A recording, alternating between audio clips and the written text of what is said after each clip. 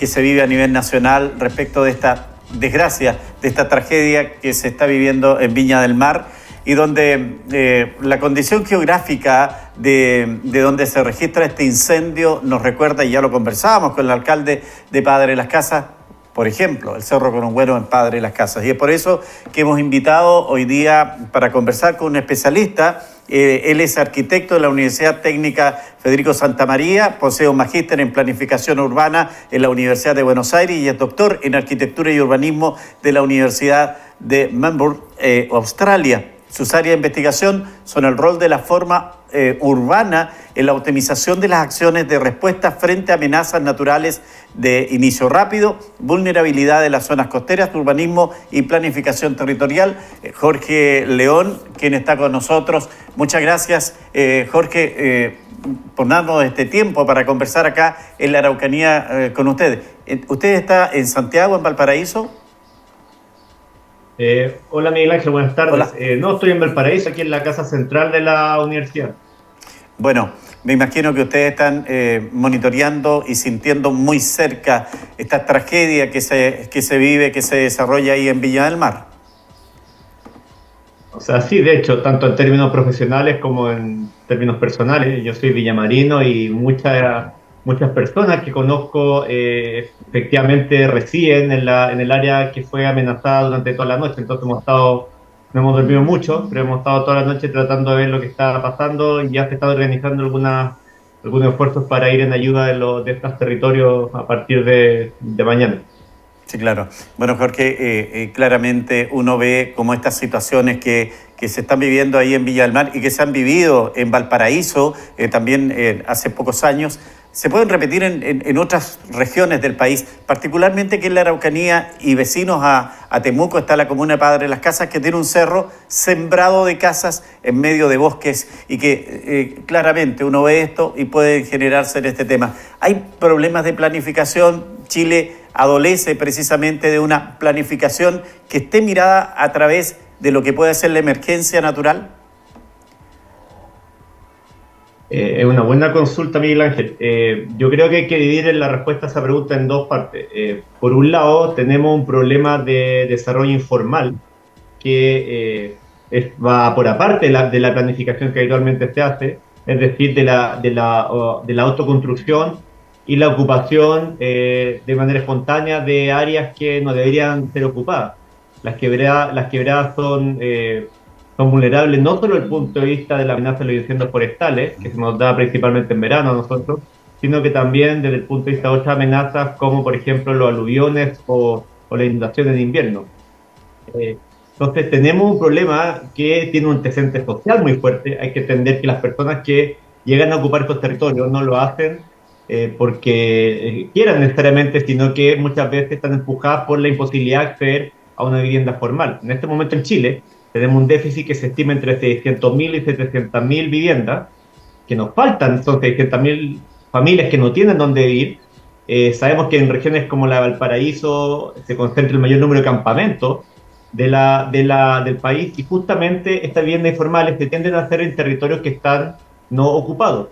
Y no están ocupados en parte porque no se puede construir ahí, porque son territorios amenazados, son territorios riesgosos. La segunda parte del problema tiene que ver con efectivamente lo que usted plantea de un problema de planificación. Anoche el incendio terminó afectando no solo estas áreas informales, tomas básicamente que hay en los perímetros de esta quebrada que se incendió ayer, sino que barrios consolidados donde inclusive hay torres de departamentos de 20, 25 pisos orientadas a clase media o clase alta, que estuvieron muy amenazados por la tormenta de fuego. Otras casas se quemaron en esos sectores. No tuvo la magnitud al parecer de cómo fueron afectadas las zonas informales, pero a diferencia de las anteriores, estas son zonas que tienen un permiso de edificación, es decir, construyeron siguiendo los reglamentos que se requieren y aún así fueron afectadas. En tal sentido, la normativa chilena todavía está bastante al debe en la incorporación de la amenaza de incendios forestales. Cuando uno ve la normativa chilena de planificación territorial, la Ordenanza General de Urbanismo y Construcción, hay un artículo que es el 2.1.17 que lista un conjunto de amenazas que los municipios pueden tomar como referente mediante los estudios de riesgo para incorporarla a sus planes reguladores y de alguna manera dificultar o no permitir la construcción en zonas expuestas a amenazas. Ahí tenemos inundaciones, volcanes, avalanchas y otras. Pero no aparece ahí la amenaza de incendio forestal. Recién después del incendio de Valparaíso del año 2014, el MIMBU mandó una circular a todos los municipios donde se explicitaba que sí se podía incorporar en el instrumento de planificación territorial, pero hay mucho desconocimiento acerca de cómo incorporar esta amenaza. En particular, yo diría que la amenaza de incendio forestal es una de las más difíciles de modelar, de entender cómo funciona y por lo tanto una de las más difíciles de trasladar a instrumentos de planificación territorial comunal. Efectivamente, la situación del incendio forestal tiene una característica. Los incendios que se generan de manera espontánea son muy acotados y son muy pocos. Y por lo tanto, siempre hay participación de la mano humana, no siempre intencional, pero a veces por dejar de hacer cosas también se generan incendios forestales. Y Malky Seitún, que nos está viendo hasta ahora, dice: hola, buenas tardes. Están dando mucha difusión a la contingencia sobre el incendio en Viña del Mar. Recuerden que hay un decreto de ley que establece que la Compañía de Electricidad y el Ministerio de Obras Públicas tienen que hacer los trabajos y limpieza de las zonas de posibles riesgos forestales cercanos en las zonas eléctricas. ¿Las compañías estarán cumpliendo con esta normativa frente a estas desgracias que se van generando, como lo que ha ocurrido en Viña del Mar, y que es muy lamentable y que también obviamente la municipalidad tiene algo que decir? Jorge, esos aspectos a lo mejor son desconocidos en lo cotidiano. Sí, o sea, como usted bien decía, en Chile más o menos el 90% de los incendios forestales o la interfaz urbano-rural se producen por acción humana. Ahora, un porcentaje importante de esas acciones es de forma voluntaria, algo así como el 40%, tengo entendido, pero hay como 50% que tiene que ver básicamente con causas accidentales. O sea, no gente que genera un incendio de manera voluntaria, sino que incendios que se están produciendo por causas como la que usted menciona, de mal mantenimiento de la red eléctrica, procesos de quema de pastizal en temporal cuando no está autorizado, fogatas mal apagadas, cigarrillos que se lanzan a un lugar donde hay pasto que puede prender, etcétera, etcétera, etcétera. Entonces, llevar el control de este tipo de actividades me parece que inclusive es más difícil que perseguir los casos donde hay piromanía u otras motivaciones directas a desarrollar una investigación para gente que quiso crear fuego. Este gran porcentaje de incendios generados de forma accidental por persona me parece que una de las cosas más difíciles, como usted bien mencionaba, creo que es muy difícil de monitorear en el día a día. Creo que las autoridades requieren una estrategia bastante integradora para poder tener ese control, dada la amplitud del territorio y todos los múltiples factores que eventualmente pueden llegar a que se produzca un incendio. Claro, y lo que estábamos conversando, lo que va a pasar en Viña del Mar, ya pasó, se va a limpiar y van a volver a construir en ese mismo lugar. La municipalidad va a autorizar eso porque evidentemente la historia nos demuestra que es riesgoso estar ahí.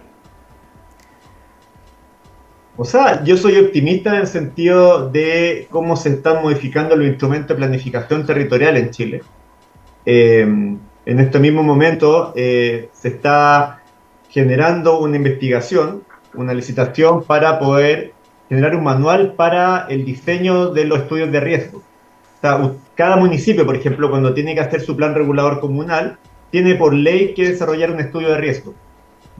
Ahora, ese estudio de riesgo hasta el momento se hacía de manera bastante ad hoc en cada municipio. Es decir, no había como un conjunto de líneas que le demandaran al municipio qué aspectos tenía que necesariamente incorporar y a su vez el municipio comunicarle esto a las consultoras que habitualmente son las encargadas de elaborar estos estudios. Eso está normando ahora, por lo tanto veo bastante factible incorporar las variables de amenaza de incendio forestal a estos estudios de riesgo y eso va a redundar en una mejor planificación territorial para ellos.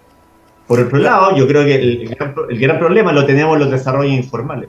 Si tomamos como ejemplo lo que pasó el año 2014 en Valparaíso, hay un ejercicio súper simple que cualquier persona puede hacer en su casa. Si ustedes se meten en Google Maps o Google Earth, busquen más o menos el Cerro La Cruz de Valparaíso y vean cómo estaba ocupado en abril del año 2014. Entonces uno puede ver la foto como está ocupado esto, con mucha vivienda obviamente. Después uno puede ver la foto post incendio, debe ser un par de semanas después, cuando esto estaba arrasado, tierra quemada básicamente, y apenas un par de meses más tarde, es decir, estamos hablando como 3, 4 meses después del incendio original, ya estaba esto totalmente ocupado de nuevo. Entonces, ese tipo de desarrollo que corre por fuera del sistema de planificación tradicional, yo creo que es uno de los más difíciles de poder organizar para evitar que se vuelva a producir una tragedia como la que estamos viendo en Viña del Mar esta noche.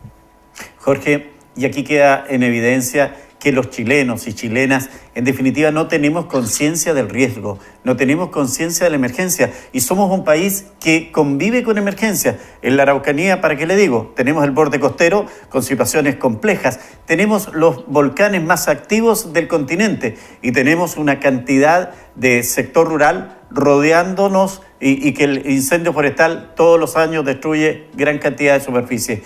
Nos falta integrar en la sociedad el tema de la emergencia, el tema del riesgo. Yo creo que tenemos que abrirnos a otra emergencia, a otro riesgo. Yo creo que el caso, por ejemplo, de la amenaza sísmica es un caso paradigmático a nivel mundial. Chile, después del terremoto, creo que fue de Talca en 1927, y después el de Chillán, que fue un par de años después, comenzó un proceso de cambiar toda su normativa de construcción para poder incorporar el riesgo y la amenaza relativa a los terremotos. Ese proceso fue muy exitoso, continúa hasta el día de hoy. Cada vez que hay un terremoto destructor en Chile, se convocan expertos y se actualiza la normativa sísmica, y como resultado nuestra normativa sísmica en la actualidad es yo diría, las 3 mejores del mundo, junto con la de Japón y la de Estados Unidos. Siendo nosotros un país que no tiene los recursos de ello, obviamente. Así es, claro. Científicos ni monetarios. Pero creo que hay un buen ejemplo ahí. Las personas además han aprendido qué hacer durante un terremoto.